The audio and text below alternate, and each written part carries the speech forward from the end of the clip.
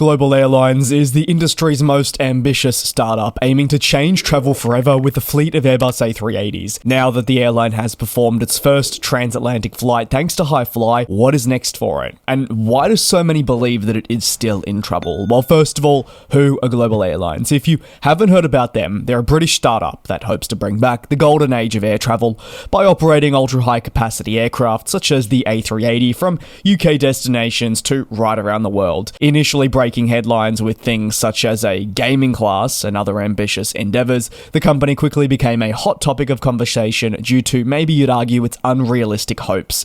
After it became clear the company would not be able to get off the ground with its own personnel, Global Airlines made the decision to partner with Hi-Fly to serve its operations.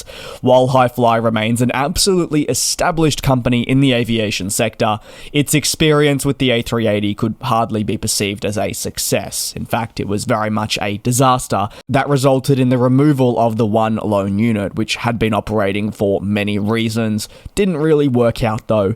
Despite adversity, Global Airlines has remained confident, as it would do, that it will have no problem filling its aircraft on a continued basis and growing its fleet in time. Moreover, facing competition from legacy carriers who can offer far greater perks and a more robust service on some of the busiest routes, it's not really a concern. They believe it'll be okay. They're hardly also targeting a niche market or those that are underserved or unserved. Instead, it's going straight for some of your major international routes, even low-cost established companies that have miserably failed to compete on. The weird business model is where I want to go next.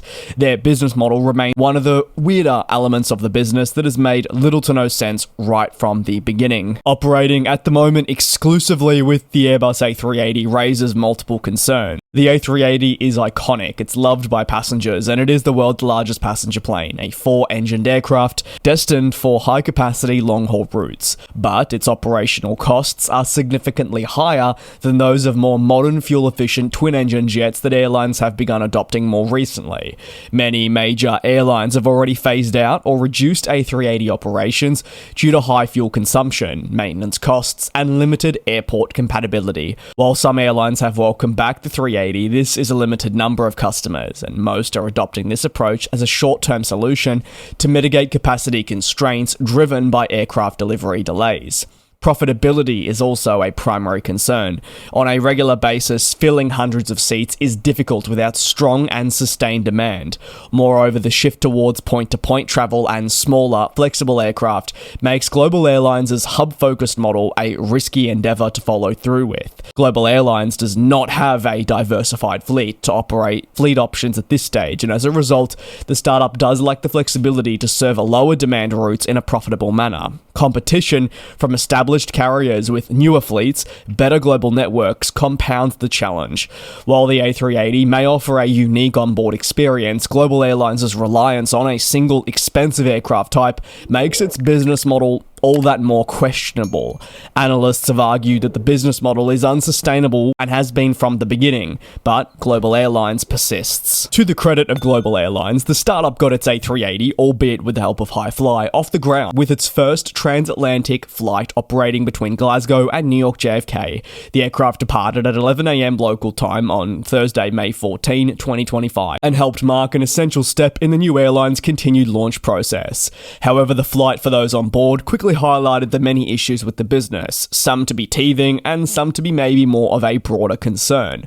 First and foremost, based on reviews and those aboard, the seats sold were very low. Moreover, many aboard the aircraft were influencers and or travel bloggers, not paying customers. The fanfare was high, but not enough to sell what is reported even 200 seats. The special A380 flights will be operated again by Hi-Fly rather than Global Airlines, and look at focusing in on New York JFK as an arrival flight. The odd thing as well, these flights aren't going to return on the same day or even the next day. They'll spend 4 days on the ground at their end destination. The second part of the initial route map shows departures from Manchester, and onlookers have really questioned the purpose of these journeys. Analysts argue that they are more of a business case and charter flights to prove that investments should be made for the future of Global Airlines. But what is next for this startup? Well, according to those close to the industry, there are many unknowns concerns as the airline fights for its life to prove it as a business case.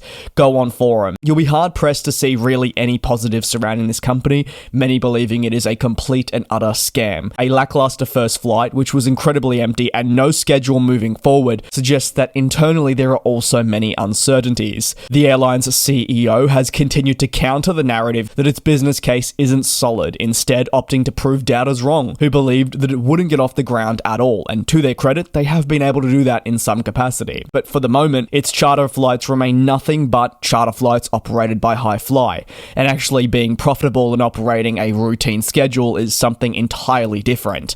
The founder did go on to state that no day is guaranteed, and they'll continue moving forward, trying to find the best ways to develop their business in the coming months and hopefully years ahead.